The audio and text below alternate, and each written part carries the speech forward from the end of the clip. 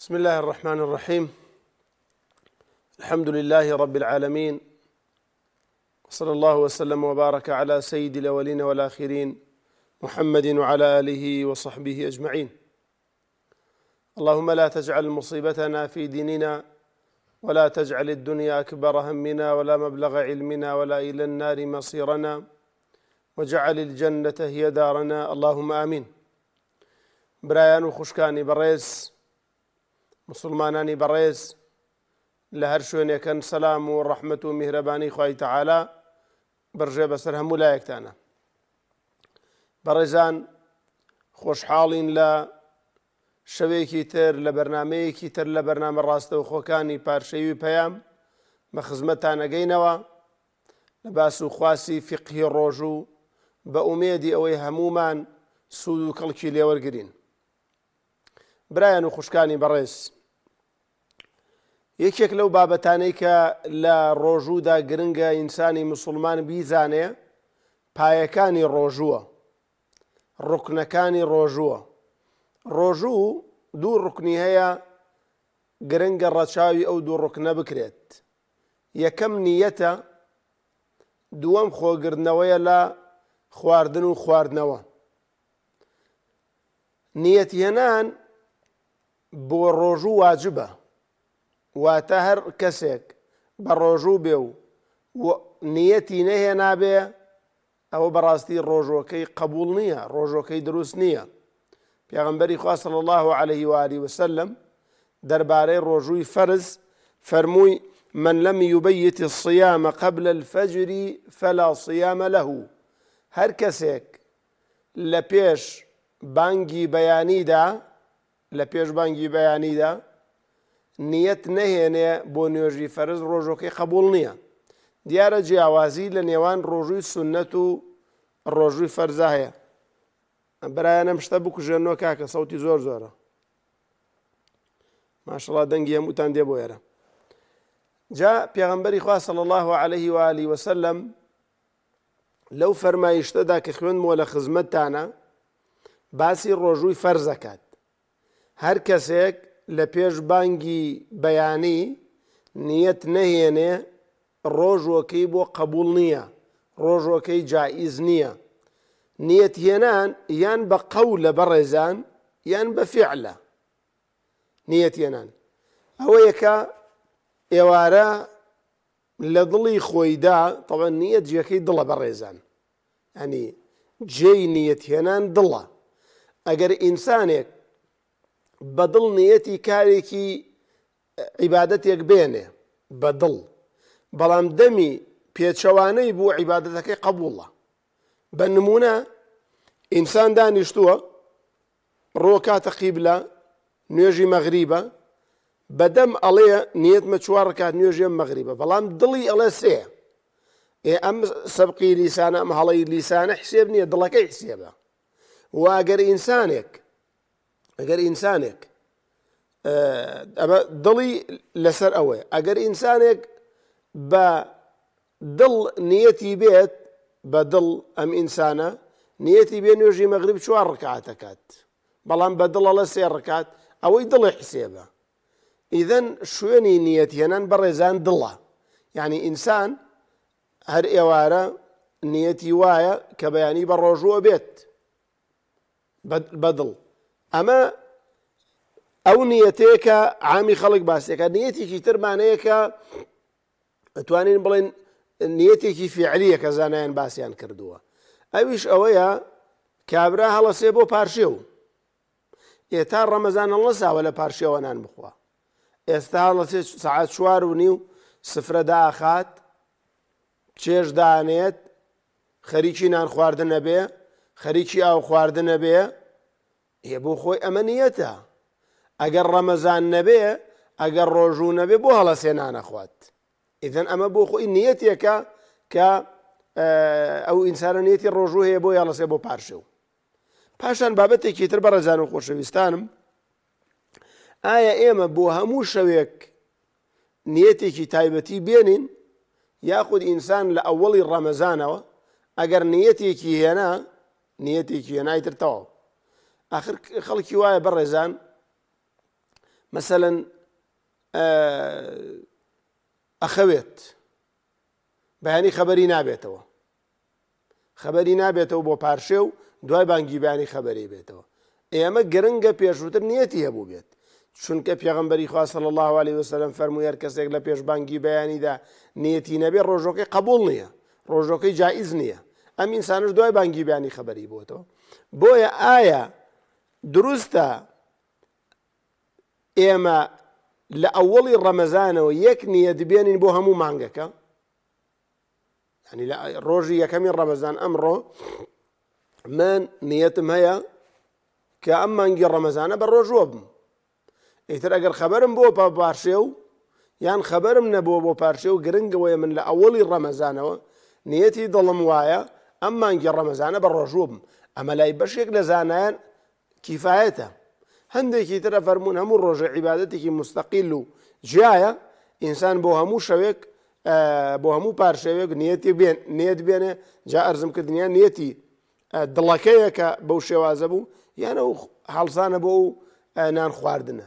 ئیدەن ئینسان ئەشتوانێ لە ئەوڵی ڕەمەزانەوە یەک نیەت بێنێ، ئیتر هەموو مانگەکە بە ڕۆژوو بێ و دوای مەسەلەن ئەگەر لەسەر قسەی و زانانەی کە فەرموون نیەت هێنان ئەبێ لە شەوا بێت پێش بانگ و ئەوانە، یعنی توانە بەدەمیش بێڵێ، هەنێ ئێمە خۆت لە خلافە بیتە دەرەوە بەڕاستی. ئەم ئینسانە لە ئەوڵی ڕەمەزانەوە نیەتی ڕۆژووی هەموو مانگەکەی هێناوە، بۆیە ڕۆژەکەی دروستە و نیەتەکەیشی دروستە بە ڕێزان خۆشەویستان. ئەمە دەربارەی فەرز و دەربارەی ڕۆژووی سونەت بە ڕێزان.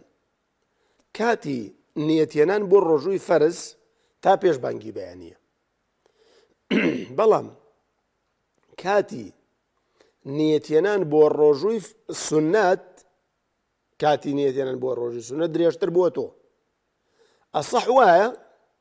ئەسەح وایە کە هەتا پێش نیوەڕۆیە.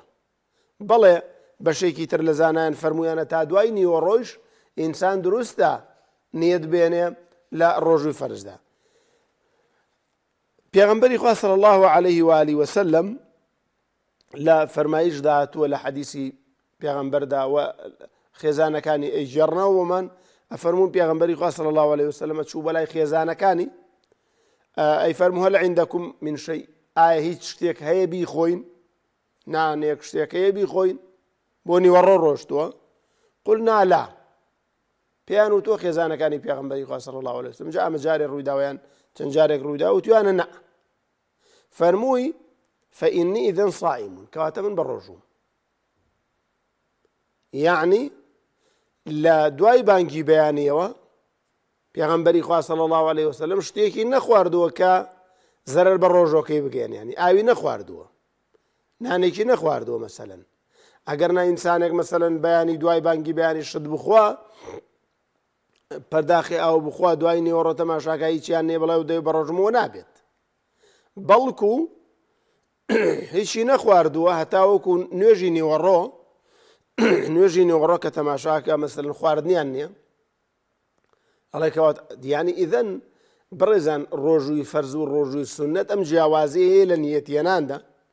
ڕۆژووی فەرز ئەبێ نیەتەکەی تا پێش بانگی بەیانی بێت، بەڵام ڕۆژووی فەرز نیەتەکەی درێژە بێتەوە هەتا وەکو زەوال و تا بانگی نیوەڕۆ نیەتی ڕۆژووی سونەت درێژە بێتەوە. یعنی ئینسان ئەتوانێت ئەو کاتە بڕیار بدا بڵێ من بە ڕۆژووم، ئەو کاتە بڕیار بدا بڵێ من بە ڕۆژووم. و بەشێکیش فەرموویانە دروستە تا دوای نیوەڕۆژ، بەڵام والله ئەعلەم قسەی صەحیح کە لە پێغەمبەری خوا وارد بووە صلی الله علیه و آله وسلم ئەوەیە کە هەتا وەکو زەوالە. پاشان بابەتێکی تر بەڕێزان کە گرنگە ئێمە هەموو لایەکمان بیزانین، ئەویش ئەوەیە کە ئینسان کاتێک بە ڕۆژوو ئەبێت کۆمەڵە شتانێک بخوات کە ئەم شتانەی خواردن نەبن. مەسەلەن نانەوە بەوە دیارە خواردنە و ئاو خواردنە و مەسەلەن شەربەت و ئەوانە خواردنە، بەڵام ئەم ئینسانە شتانێک ئەخوا کە شتی خواردن نییە. ئەنی بە نمونە ئینسان بە ڕۆژووە بێ مەسەلەن بۆ نمونە ئەگەر پارەی ئاسن هەبێ قووت دێدات. ئەم جاران ئێمە مناڵ بوونەوە ئەو بەڕێزانێکی گوێیان لێیە مەسەلەن هەڵماتیان قووتەدا، یان مەسەلەن کابرا خۆڵ بخوا مەسەلەن، یعنی شتێک کە هی خواردن نەبێ، یان مەسەلەن شوشەیەک، یان شتێک لەوانە مەسەلەن بچێتە هی خواردن نییە، بەڵام ئەم ئینسانە ئەیخوات. ئەم شتە یعنی لە ئەسڵدا شتی خواردن نییە، لە ئەسڵدا شتی خواردن نییە، بەڵام لەگەڵ ئەوەشدا ئەچێتە مەعیدەیەوە. ئەم شتە ئەچێتە مەعیدەیەوە. ئێمەش لە باسی ڕۆژوودا وتمان دوو ڕوکنی هەیە. ڕوکنێکیان نیەتهێنانە، ڕوکنێکیان ئیمساکە، یعنی خۆگرتنەوەیە لە خواردن و خواردنەوە، و ئەو شتەیشی جێی خواردن و خواردنەوە بگرێتەوە بەڕێزان. هەم خواردن و خواردنەوەی مەسەلەن نانە، ئاوە، ئەمە خواردن و خواردنەوەی ڕوونە، و هەم شتانێکن کە جێی خواردن ئەگرێتەوە بۆ ئینسان. ئیدەن ئەم دوو ڕوکنە زۆر گرنگە. ئەگەر ڕۆژوو ئەم دوو شتەی تیانە بێ، ئەو ڕۆژوە قبول نییە، ئەو ڕۆژوە جائز نییە بەڕێزان و خۆشەویستانم. بۆیە ئەو شتانەشی کە وەکو ئەرزم کردن هی خواردن نین، بەڵام ئەڕاتە مەعیدەی ئینسانەوە، هەر ڕۆژووی پێشکێت ئەچێتە ناخی ئینسانەوە، مادام ئەچێتە داخلی ئینسانەوە، ئەچێتە جەوفی ئینسانەوە، ئەچێتە مەعیدەی ئینسانەوە، و هەر شتێکیش بڕاتە مەعیدەی ئینسانەوە ڕۆژووی پێشکێت. جا ئەگەر خواردن بێ یان ئەو شتانە بێ کە ئەرزم کردن بەڕێزان و خۆشەویستانم. پاشان بابەتێکی تر کە گرنگە بیزانین، ئینسان کاتێک کە بە ڕۆژووە بێ شتە خوات بە نەزانین، وجاری وایە ئەم شتە چەند جارێک دووبارە ئابێتەوە، وجاری وایە زۆرە خوات. ئایا ئینسان کاتێک کە بە ڕۆژوو بوو شتی زۆری خوارد، هەروەکو شتێکی کەم وایە کە بیری چووە؟ طبعا پێغەمبەری خوا صلی الله عليه وسلم ئەفەرمێ من نسي وهو صائم، هەر کەسێک بە ڕۆژوو بوو لە بیری چوو فەئەکەلە ئەو شەریبە، مەسەلەن بیری چوو نانی خوارد و ئاوی خواردەوە یا شەربەتی خواردەوە، فەلیوتیممە صەومەهو، با ڕۆژوەکەی تەواوکە، فإنما أطعمه الله وسقاه، ئەو خوای تەعالا ڕزق و ڕۆزی داوە، خوای تەعالا ئەوەی پێداوە. ئیذەن لە فەرمایشتی پێغەمبەر صلی الله عليه وسلم دیاری نەکراوە ئەم ئینسانە کەم بخوا یان زۆر بخوا.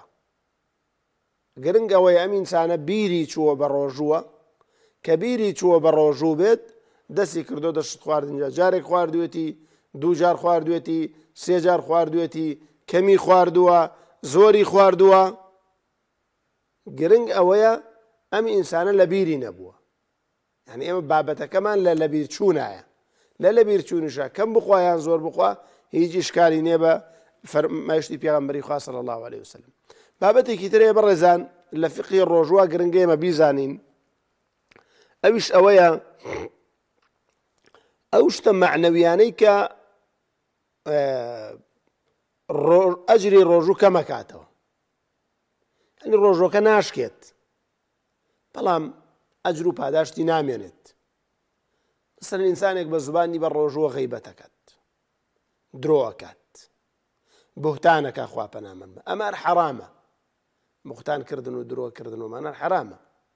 بەڵام ئەم ئینسانە زبانی بە ڕۆژووە، پێغەمبەری خوا صلی الله عليه وآله وسلم ئەفەرمێ من لم يدع قول الزور والعمل به، فعل و قول، هەر کەسێ واز لە قسەی نابەجێ نێنێت، یعنی تاوانێک کە بە قسە بکرێت، والعمل به، یان تاوانێک کە بە کردەوە بکرێت.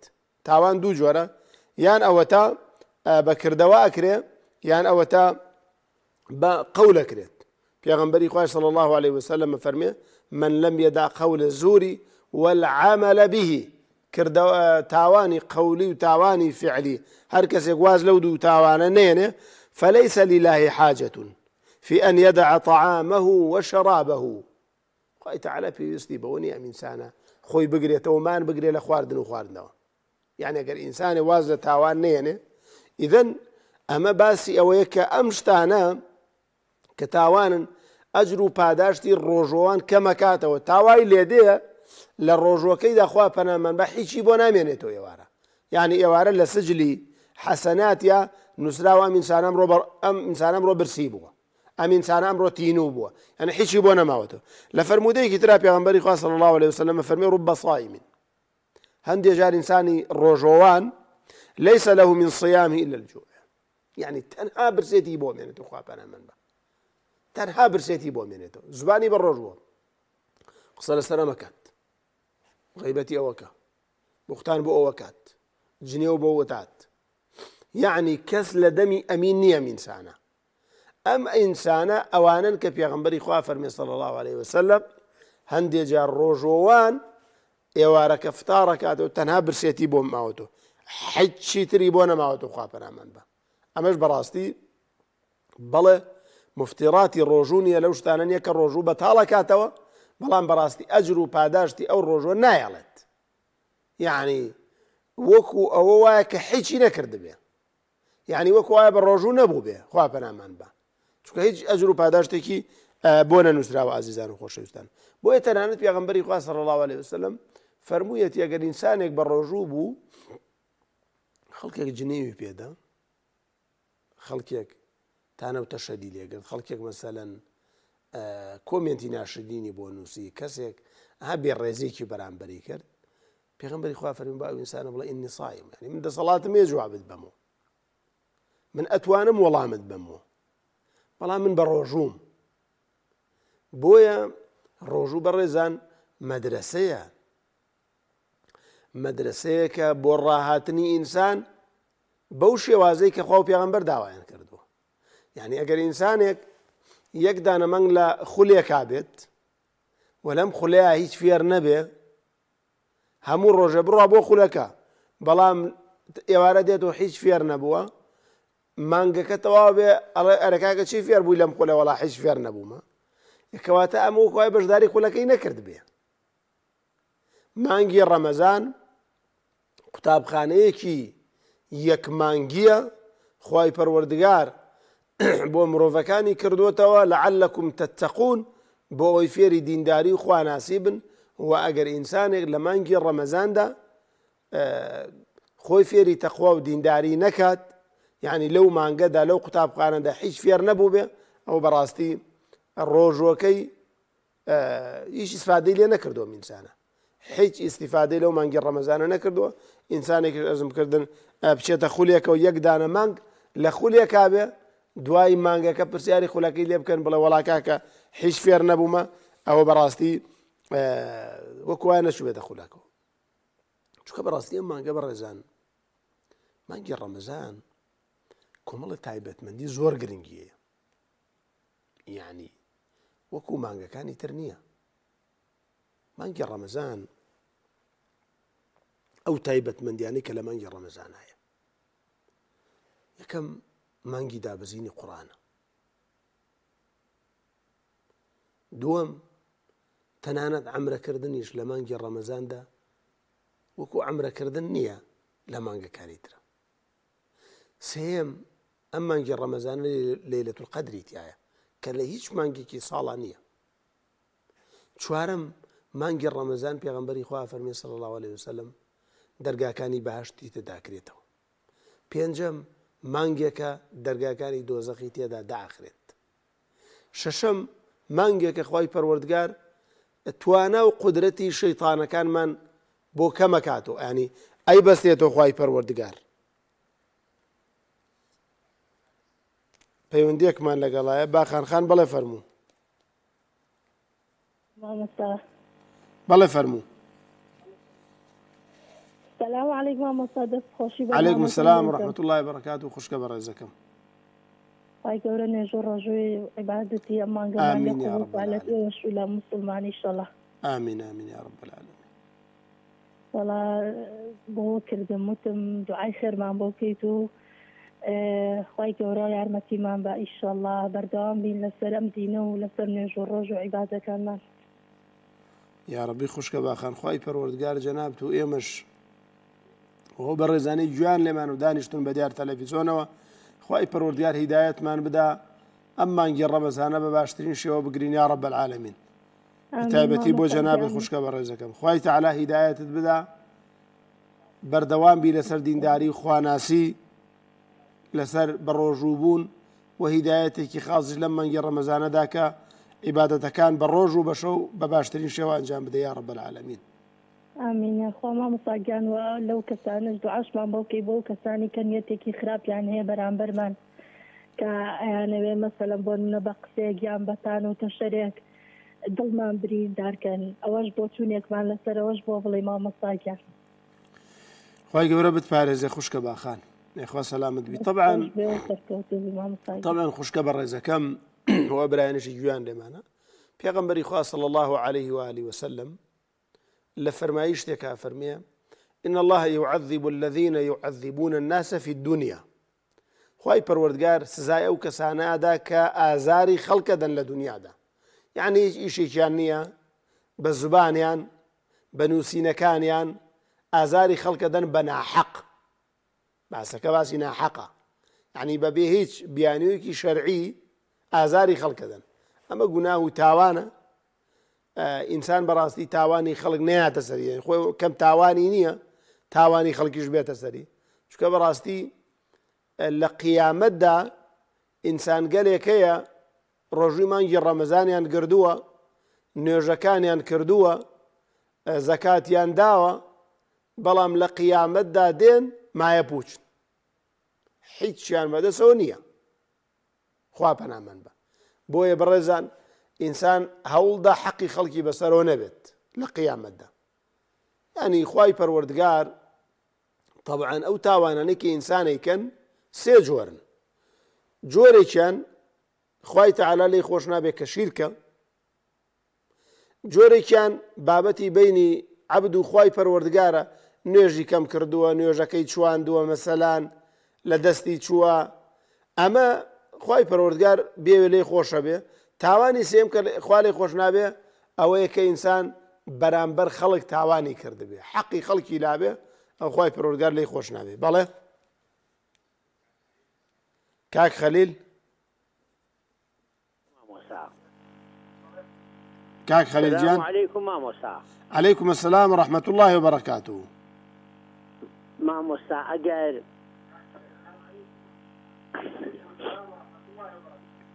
مامۆستا ئەگەر لە دەشەوەکەی دوایی ڕەمەزانە ئینسان لە مزگەوت گەڕایەوە سەعات دەوری دە هەتا دوانزە بخەوێ دوایی هەڵسێتەوە هەتا بەیانی دانیشێ هەر دروستە هەر عینی خێری دەستەکەوێ یان هەر نابێ بخەوێ ینی کە لە نوێ شاتەوە عیشە نابێ بخەوێت ڕوونکردەوەیەکمان بکە خوا جەزاوات دەستە خۆش بێ کاک خەلیل جان خوای گەورە بتپارێزێ یا ڕەبی. طبعا کاک خەلیل و ئەو برا بەڕێزانی کە گویان لێمانە ئەو خوشکە بەڕێزانە بابەتی لەیلەت القەدر بە معنای ئەوە نایە کە ئەم ئینسانە حەتا بەیانی چاوی ئاوە باز بێتەوە نەخەوێت وەکو وای خوێ بکاتە چاوی نە ئەوەی زۆربەی کاتەکانی شەوی بە عیبادەت بەرێتە سەر بۆیە ئینسانێک ئەڕوا بۆ نوێژی تەراویح بۆ ئەوەی کە شەو نەشیط بێ دێتەوە تا سەعاتدا تا یانزە ئاخەوێ دوای هەڵەسێ دەسەکاتە شەو نوێژکردن جائیزە و دروستە چونکە ئەم خەوەی شکل سەرەتای ئێوارە ئەیکا هەر بۆ خزمەت شەوەکەیە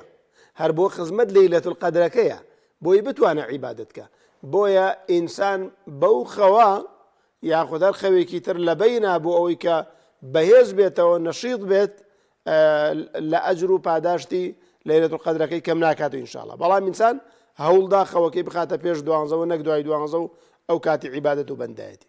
جا بەڕێزان ئەرزمکردن لە پێش پەیوەندیەکەی کاک خەلیلە تاوانەکان ئەو خوشکە بەڕێزە ئەو باس و خواسەی وروژان تاوانەکان سێ جۆرن جۆرێکیان ئەرزم کردن کە خوای پەروەردگار لێی خۆش نابێ ئەوە باسی شرک و هاوڵدانان و پەرستنی غەیری خوای پەروەردگارە ئەوە لێی خۆش نابێت. جۆری دووەمیان تاوانێکە لە بینی عەبد و خوایە ئەرزم کردن نوێژێکی کەم کردووە عیبادەتێکی کەم کردووە مەسەلەن حەقی خوای نەداوە ئەو خوای پەروەردگار یەغفیڕ لیمەن یەشاء ینی بێ لێی خۆشە بێت بیشێ لەژێر ڕەحمەت و کەرەمی خوای پەروەردگارایە. جۆری سێمیان تاوانێکە کە بەرامبەر خەڵک ئەنجامت داوە، یعنی کەسێک لە دنیادا ماڵی خەڵکی خواردووە، فێڵی لە خەڵک کردووە، زوڵمی لە خەڵک کردووە، ئەرزی خەڵکی داگیر کردووە، بەنیازە بە حەج و عەمرە لە کۆڵی بێتەوە، شتیوانیە ببێتە پایەک لە مزگەوتی پێغەمبەر صلی الله عليه وسلم، خوای تەعالی لە حەقی خەڵک خۆش نابێت. یعنی ئەگەر ئینسانێک یەک پەرداخ ئاوی کەسێکی بەناحەق خوارد، 1000 دیناری کەسێکی بەناحەق خوارد، میراتی خوشکەکەی بەناحەق خوارد، بێت لە ڕیزی پێشەوەی مزگەوت نوێژگا خوا لێی خۆشە بێ، والله ببێتە پایەک لە کەعبەیە خوا لێی خۆش نابێ و حەقی خەڵکی خواردووە. ئەوە لەو جۆری سێمەیە کە پێغەمبەری خوا صلی الله عليه وسلم فەرمووی بە هاوڵان: ئەتەدرون من المفلس؟ قالوا المفلس فينا من لا درهم له ولا متاع. لە هاوڵانی پرسی، دوایی فەرمووی: المفلس من أمتي، لأمتي من واتە مسلمانە. المفلس من أمتي ما يبوش لأمتي من يأتي يوم القيامة بصلاة وصيام وزكاة. وەکو من تۆ نوێژیان کردووە، وەکو من تۆ بە ڕۆژوو بوونا، وەکو من تۆ زەکاتیان داوە، بەڵام قەد شەتەمە هذا، جنێوی بەو داوە، وەئەکەلە مالە هذا، ماڵی ئەمی خواردووە بە ناحەق. ئەم ئینسانە لە ڕۆژی قیامەتدا قاسەی خێر و پاداشتەکەی ئێرن کە هەڵی گردووە، بەڵام نەیپاراستووە، هەرچی خێر و چاکەی خەڵک سەرەی گردووە. خەڵک سەرەی گردووە، یەکێ دەڵێ خوایە غەیبەتی کردوم، یەکێ دەڵێ خوایە میراتەکەی خواردوم، یەکێ دەڵێ خوایە فێڵی لێ کردوم، یەکێ دەڵێ خوایە من بوهتانی بۆ کردوم، ناوی زەڕاندوم لە ناو خەڵکە، درۆی بۆ هەڵبەستم، خوای پەروەردگار خەڵک سەرەی کردووە بۆ ئەم ئینسانە. ئەم ئینسانە عیبادەتی کردووە بەڵام نەیپاراستووە، مایە پوش دەرچووە لە قیامەتدا. یەکێک دێ بڕێ ئەجری ئەبا، یەکێکی تە بڕێ ئەجرتری ئەبا، حتا وای لێ دێ فەئین فەنیەت حەسەناتو، یعنی هیچ خێرێکی نامێنێ، نە ڕۆژووی ئەمێنێ، نە زەکاتی ئەمێنێ، نە حەجی ئەمێنێ، نە ئەستەغفیرڵڵا ئەمێنێ، هیچی نامێنێ. ئەم ئینسانە دوای چی ئەکەن؟ بۆ سەرش گیراوە، سەرش تەواو نەبووە.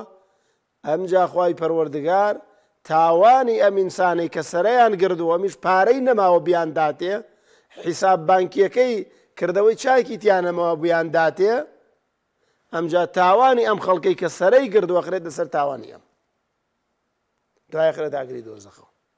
ئێمە نەکبەتیە بەڕاستی ئینسان لە دنیادا حەقی خەڵکی لابێت. ئینسان حتا بۆی بکرێ کە مرد با قەرزاری خەڵک نەبێت، مافی خەڵک ئەبێ خەڵک لێ خۆش بێت. یعنی تۆ ئێستا پارەی کەسێکت لایە، پارەی کەسێکت خواردووە، ئێستا دەی نوێژەکەی خوای تەعالی لەبیر ناچێتەوە، بوختانت بۆ کەسێک کردووە بە ناحەق، مەبەستم جەنابتان نییە، ئەو بەڕێزانەی کە بوختانیان کردووە، بوختانی بۆ کەسێک کردووە بە ناحەق، تۆمەتی بۆ کەسێک بەخشیوەتەوە، کەسی وایە بەهۆی بوختانێکەوە ژیانی تەدمیر بووە، بەهۆی درۆیەک بۆیان هەڵبەستۆ ژیانی تەدمیر بووە، عایلەی تێک چووە. یعنی بەنیازە کاتێک کە ڕەمەزان هاتوو، خۆی کرش کردەوە لە مزگەوت و هاتەوە ڕیزی یەکەم و ئاوا دەستی کردە نوێشکردن، خوای تەعالی و تاوانانەی بیرەچێتەوە. ئەوە تاوانێکە تەوبە بۆ حەق الناس نییە بەڕێزان، ئاگادار بن. تەوبە و پەشیمان بوونەوە بۆ حەق الناس نییە. بۆیە زۆر گرنگە ئینسان وریای عیبادەت و بەندایەتیەکانی بێ کە لە دنیادا ئەنجامێدا. بەڕێزان و خۆشەویستانم، عیبادەت و بەندایەتیەکانی لە دنیادا کە ئەنجامێدا بابیان پارێزێت، ئەم عیبادەتە بپارێزێ و ئەم دینداری و خواناسێ بپارێزێ. بەڕێزان و خۆشەویستانم، لەوەیە بووین کە پێشپەیوەندیەکان باسی تایبەتمەندیەکانی مانگی ڕەمەزانم لە خزمەتتان ناکرد، کە مانگی ڕەمەزان کۆمەڵە تایبەتمەندی هەیە، هەنی مانگێکی ئەعتیادی نییە، مانگێک نییە کە وەکو مانگەکانی تر. مانگی ڕەمەزان لە نێو 12 مانگەکەدا وەکو یوسف وایە عەلەیهی سەلام لە نێو براکانیدا. یوسف چەند فەزڵی هەبوو، چەند ڕێزی هەبوو بە چاو براکانیدا مانگی ڕەمەزانیش وەکو پێغەمبەر یوسف وایە لە نێوان براکانیدا. هەر بۆیە لە مانگی ڕەمەزانە دەرگاکانی باش دەکرێتەوە. بۆ ئینسانێک لەسەر خۆی دانەخات، دەرگای دۆزەخ داخرێت، بۆ ئینسانێک لە خۆی نەکاتەوە. شەیاطین کۆت و بەند ئەکرێن، توانە و قودرەتیان کەم ئەبێتەوە بۆی خەڵک خەریکی عیبادەت و بەندایەتی بێ بۆ خوای پەروەردگار جەلە جەلالوه. تەنانەت عەمرەش لە مانگی ڕەمەزانە پێغەمبەری خوا فەرمێ صلی الله علیه وسلم هەر کەسێک لە مانگی ڕەمەزانە عەمرەیە بکە وەکو وایە حەجێ بکات لەگەڵما. ئێمەش بەڕاستی بۆ غەیری ڕەمەزان ئەم خێر و پاداشتە گەورە نییە، ئەمە تایبەتمەندیە بۆ ئینسانی ڕۆژۆوان، بۆ ئینسانی موسڵمان. بەڕێزان و خۆشەویستانم، هەر لە مانگی ڕەمەزانایە لەیلەة القەدر کە خەیر من ئەلفی شەهر. بۆیە بەڕێزان و خۆشەویستانم، ئەم مانگە مانگێکی ئەتیادی نییە، پەیوەندیمان لەگەڵایە. کاک دارا، کاک دارا. السلام عليكم. عليكم السلام ورحمة الله وبركاته. يا أخوان سلام نوم مساجان. والله ما مساجان في السارق ما بو. بلا فرمو. قربان فرمو بي. والله توش حساسية ناو قرق بوهم درمانك بامبي دكتور بينوسيوم بو حساسيتك أتوانم دواي فارشو بابلين تلنا نزيكي بانا أو بامبا بيوما تعمكي أمينتو لقرق ما وتنبا بسي بخاخة. والله دكتور بينوسيوم هنا كلين بامبي كاو في شبيكي ليدي يترجدنا قرق مو تعمكي أمينتو معنوا. يعني أشيت أخواره وتامي؟ بله وتي به قوتيه چون اما نه درو ما خوي بوم حساسيتيه فيروسك او بامبيتر مجالك لبروي بعدين بروجوبي خوي سيجمه بس يصير لبروي بروجوبي يوالانو فاشوان بيخو ما بستم اويا كاك داراجان جنابت بيش اوي بانك بدا بكاري ينيت بله دواي بانك تامكي امانيه و امانيته انا والله نا ان شاء الله ما دام ام خواردني ام خواردنونيه ام خواردن و خواردنەوە لە جاتی مەسەلەن وەکو قەترەی چاوایە. ئەجاری وایە قەترەی چاو بەکارێنی تامەکەی چێتە قوڕک، بەڵام خواردن و خواردنەوە نییە. وانە؟ بەڵێ بەس کە پامپەکەم لێ قوتی ئەدەمەوە. گیان؟ پامپەکەم دا لە قورگم بڵێ نایەتە دەرەوە تامەکە ڕاتە خوارەوە، بەڵامی تر ئەگەر ئاوێک ڕادەم بەدەما وتم با پرسێکی جەناو بکەم بزانم ئەشکێ پێی نەم ناشکێت. یعنی کاتێک کە بەکارێنی خۆ پێش بانگ بەکارێنی وانە؟ بەڵێ پێش بانگ بەکارێنی تامەکەشی بخۆی خەی ناکات، بەڵام نەکەوێتە دوای بانگ قودانی تامەکەی. مامۆستاگیان ئێستا بڵێن بۆ بانگی ئێوارە دوای بانگ بڵێ بانگ هینە پاشە و ئەکەم ئێوارە بە بانگە شکێنم، بەڵام بۆ پارشەوە بەمە زیاتر. بەڵێ ناوە خواردن و خواردنەوە نییە کاک داراجیان، حکمی خواردن و خواردنەوەی نییە، بەڵام هەوڵدا هەتا بۆت ئەکرێ کە پێش بانگ بەکارێنی تامەکەی پێش بانگ قوددا مەیخە دوای بانگوار بۆ دەرچوون لەو خلافەی کە هەیە. باش نییە؟ زۆر باش. ئەگەر نا ئەوە نە خواردنە نە خواردنەوەیە، نە تێرتەکە نە تێر ئاوتەکات، تیورەتی دەشکێنێت. خوای گەورە بتپارێزە کاک داراجیان. کاک کاروان. السلام عليكم ورحمة الله. عليكم السلام ورحمة الله كاك كاروان. راسي باين الأحوال شلون؟ خواي قورا بتبارز يا رب.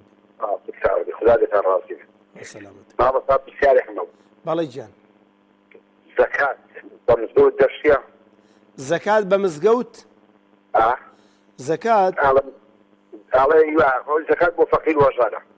زكاة كاك كاروان جان. اللي روي شرعية خواي پروردگار حوت صنفي دياري كردوه. لا روي شرعية إنما الصدقات للفقراء والمساكين تاكو تاي آياتك بابتي مزقوت أم زكاة بو تير كردني هجارة بۆ خۆشکردنی ژیانی هەژارانە ئەگەر زەکات بۆ مزگەوت بشێت کەس زەکات نادا بە فەقیر بۆیە لە ڕووی شەرعیەوە زەکات بۆ مزگەوت ناشێت ئیلا لە حاڵەتێکدا کە بەشێک لە زانایان باسییان کردووە کە ئەو حاڵەتە وجودی نییە تەسەور ومایە ئەمڕۆ بۆیە زەکات بە مزگەوت ناشێت زەکات حەقی فەقیر و هەژارە بۆ تێرکردنی گەدەی هەژارانە نەک بۆ بیناکردنی مزگەوت بەزە ڕوونکردنەوەکمان بۆ بدا بۆ سەر غەزا ئەوەشمان زیاتر بۆ ڕوونکەوە کە بە مزگەوت ناشێ بەڵام بۆ غەزا وەسپەر لە سەدە طبعا کاروان هەر خەڵکێک لێ قەوماو بێت هەر خەڵکێک لێ قەوما بێ وەکو خەڵکی غەزا یان مەسەلەن خەڵکێکە لە هەر شوێنێکی کوردستانە بێت لە ڕۆژئاوای کوردستان بێ مەسەلەن لە هەر شوێنێ بێ کە خەڵک لێ قەوما کە خەڵک لە حاڵەتێکی ناچاریە بوو لە خەڵک دەربەدەر بوو لە ڕوو شەرعیەوە زەکاتی پێشێت چکە بەڕاستی ئەم ئینسانە ماڵی نەماوە هیچی نەماوە بۆیە خەڵکی غەزەش ئەمڕۆ زەکاتیان پێشێت هیچ ئیشکالی تێدا نییە ئەمە گومان یعنی گومانی نییە هەژارترین کەس لەسەر کوڕی ئەرزە غەزەیە مسلمانانی غەزە طبعا کاروان گیان خەڵکی غەزە ئەرزم کردی نە خانوویان ماوە نە ژیانیان ماوە ینی لاواچێ پێش دەوڵەمەند بوو بێ بەڵام ئێستا لە خێمەیاژی هیچی نەماوە بۆیە لە ڕووی شەرعیەوە زەکات بەوێ ئەشێ جا بۆ خواردنیان بێ بۆ خواردنەوەیان بێ ئەنی بۆ مەوایەکیان بێ خێمەیەکیان بۆ دروستکەی لە ڕووی شەرعیەوە زەکاتیان پێشێ هیچ شکالی تێدا نێ ئینشاءالله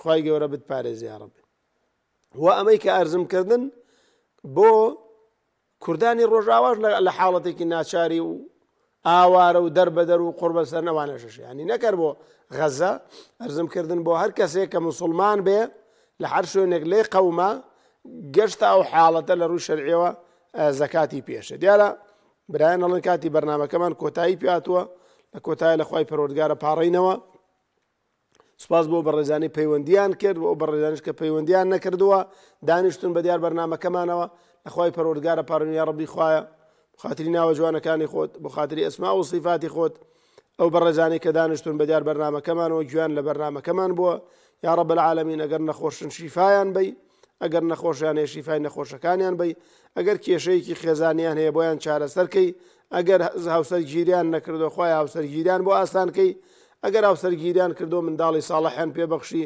ئەگەر منداڵیان هەیە بۆیان ساڵحکەی یا رب العالمین ئەگەر قەرزارن قەرزەکەیان بۆ ئاداکەی ئەگەر گیراون ئازادیان کەی ئەگەر گیراویان هەیە بۆیان ئازادکەی یا رب العالمین یا ربی خوای لە گوناهکانمان خۆش بی لە گوناهی دایک و باوکمان خۆش بی عاقبەتمان بەخێر بگێڕی یا ربی خوای هیدایەتمان بدە ئەم مانگی ڕەمەزانە بە جوانترین و باشترین شێوە بۆ تۆی بگرین یا ئەکرەمە الأکرەمین یا ربی خوای لێتە پاڕینەوە بۆ خاتری ناوە جوانەکانی خۆت بۆ خاتری ئەسما و صیفاتی خۆت یا رب العالمین بۆ خاتری گەورەی قورئان بۆ خاتری ناوە جوانەکانت یا رب العالمین هەر مسلمانێک لەم سەر ئەرزایە لە ناخۆشیدایە لە ناڕەحەتیدایە لە نەکبەتی و نەهامەتیدایە یا ربی خوای بێ بەهانایەوە یا ربی خوای ڕەحم لە مەظلوم بکەی لە هەر شوێنێکی ئەم دنیاە زوڵمی لێکە دەبێ بەهانایەوە یا ئەکرەمە الأکرەمین یا ربی خوایە دڵی دەوڵەمەندەکانمان نەرم کەی ئاگایان لە هەژاران و نەدارانمان بێ یا ئەرحەم الراحمین آمین آمین صلى الله على محمد وعلى آله وصحبه